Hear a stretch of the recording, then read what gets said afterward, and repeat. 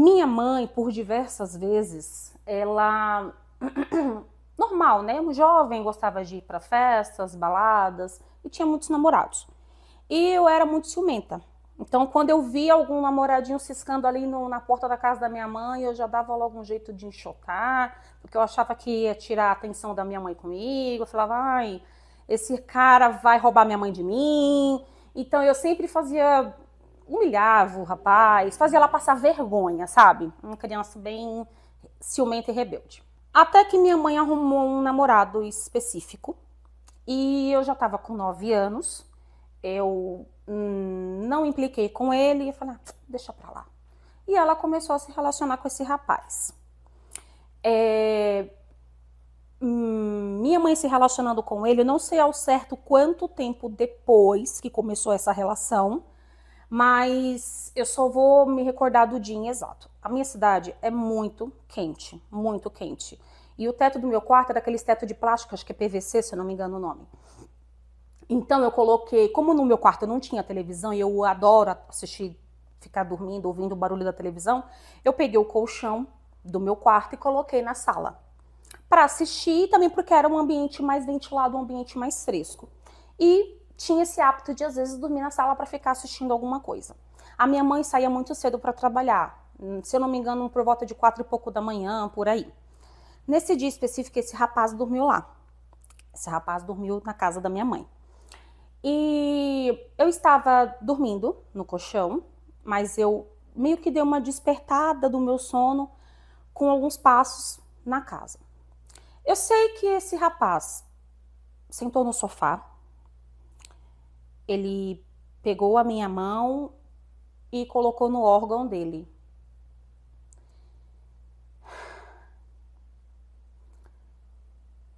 Acho que eu não vou conseguir falar o que ele fez, mas eu acho que dá para entender, né? O que ele fez com a minha mão no órgão dele.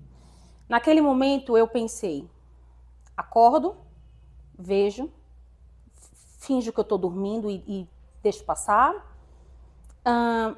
Eu não sabia o que eu fazia. Se eu abri o olho, então eu fiquei com medo de abrir, ele não me matar, me bater, não sei. Então eu preferi fingir que estava dormindo. Então eu continuei fingindo que estava dormindo até ele acabar o que ele queria fazer. Mas eu sabia exatamente o que ele estava fazendo. Eu não estava confusa, o que ele está fazendo, o que é isso, não. Eu sabia, eu tinha só 9 anos, mas eu sabia exatamente o que estava acontecendo e eu sabia que aquilo era errado. Por mais que eu tivesse só 9 anos, eu sabia muito bem o que estava acontecendo naquele momento. Quando ele acabou o que ele queria, ele saiu, foi pro banheiro tomar banho. Rapidamente eu já me recolhi pro meu quarto, levantei, peguei meu colchão, corri pro quarto e fiquei tentando raciocinar o que tinha acontecido e o que eu ia fazer com aquilo, com aquela informação e com aquilo que tinha acontecido. Eu fiquei muito envergonhada porque eu não sabia como eu ia falar pra minha mãe. Como que eu vou falar pra ela, mãe, olha, ele fez isso e isso, ele pegou minha mão, colocou no órgão dele, minha mãe ia falar, como que você sabe o que é isso? Então assim, eu não sabia como me expressar, como contar. Eu fiquei com muita vergonha de contar. Muita vergonha. Então fiquei reclusa. Só quando ele vinha pra casa dele eu me escondia. Então eu fiquei muito tempo assim. Eu sabia que ele estava chegando, ia pro meu quarto, eu me trancava. Se ele estava na casa, eu me trancava. Se eu tinha que passar por algum cômodo, eu evitava contato visual. E assim foi por muito tempo. Minha mãe, essa nova relação, né, com essa pessoa, eu já estava um pouquinho mais maiorzinha, já estava com 11 anos, né, já tinha se passado um tempo. E ainda continuei sem contato visual. Eu não conseguia olhar nos olhos, sempre com a cabeça baixa, porque eu tinha vergonha de olhar para a cara dele. Eu me sentia mal de olhar, eu não gostava de olhar. Eu achei que ele não ia fazer nada mais. Acho que não vai fazer mais nada não, acho que foi uma coisa de momento, acho que ele não vai tentar mais nada. Mas mesmo assim, eu ainda retraída. Certa vez, eu dormindo na cozinha, uma cama na cozinha, eu acordei com ele tocando o meu peito, na madrugada. E era num momento muito oportuno porque minha mãe não estava lá. Era bem tarde da noite, ela costumava, finais de semana, ficar até tarde da noite na casa da minha tia, enfim, em social, né? Ela fazia uma social com a minha tia, bebendo, conversando, jogando conversa fora. E eles geralmente se aproveitava desses momentos para me molestar. Eu não deixei aquilo acontecer. Quando eu senti o que ele estava fazendo, eu acordei e falei, o que você quer?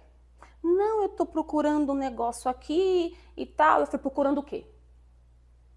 Não, nada, desconversou e saiu. E isso aconteceu várias vezes. Várias, e foi acontecendo, e era a mão no peito, era a mão na virilha, era a mão na bunda, e aí foi, e o que, que você quer?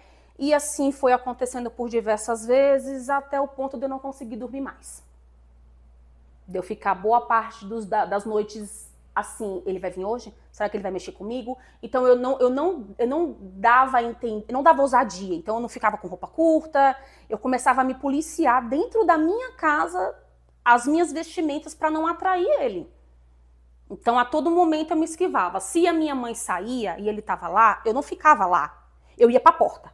Ficava na porta esperando a minha mãe voltar. Então eu nunca ficava no mesmo ambiente que ele sozinho, para evitar que isso acontecesse. A escola começou a desconfiar. Eu só dormia. Eu só dormia na sala. Meu rendimento foi caindo, me chamaram na diretoria da escola. O diretor: escreva uma redação aqui para mim. Eu não entendi muito bem, pediu para escrever alguma coisa, eu escrevi, ele leu, olhou e falou: olha, eu sei que está acontecendo alguma coisa com você. Eu não sei como ele teve esse tato, acho que ele era algum tipo de especialista em letras, ele leu, viu minha caligrafia, porque existe isso, né? E ele foi arrancando, ele fez uma oitiva comigo de uma forma que não me revitimizou, não me fez reviver aquilo, mas de uma forma assim que eu contasse, com jeitinho. E eu acabei contando tudo. Na hora, minha mãe foi acionada. Minha mãe já foi com a minha tia, e foi um choque. Não, tudo bem, eu vou resolver essa situação. A minha mãe teve a brilhante ideia de me colocar frente a frente com ele. Uma ideia brilhante, né? Me colocar frente a frente com ele. É óbvio que ele ia negar. Ficou eu, minha mãe, minha tia e ele. Ele na ponta da cama com cabeça baixa, eu um pouco mais afastada, e minha mãe falou: conta tudo o que aconteceu, e eu contei. E ele só balançava a cabeça dizendo que não, que não. Eu me revoltei com aquilo, me levantei, comecei a gritar, xinguei muito, fala a verdade, conta a verdade, e fui para cima dele para atacar.